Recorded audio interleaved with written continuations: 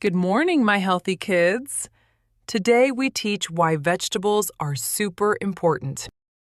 Hi kids, you know who I am. I am tomato, soft, juicy and red. I give vitamin C, which makes your body strong and protects you from sickness. Hi kids, you know who I am. I am carrot, orange, and crunchy.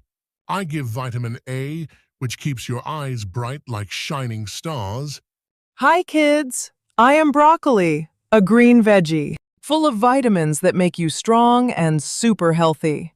Hello, kids. You know who I am. I am Brinjal, purple and soft. I'm full of fiber, and I help your tummy stay clean and happy. I am Chilli. I am small, but super spicy. Kids don't eat me much, but I make food tasty. Hello kids, I am Ladyfinger or okra, green and gummy. I help your brain stay sharp and smart. I'm perfect for growing kids. Hello, kids. I am radish, white and crunchy. I am full of fiber that keeps your tummy happy and healthy. Hi kids, I am cucumber. I'm cool and green. I have lots of water inside me. I keep your body cool and hydrated in hot weather. I am potato.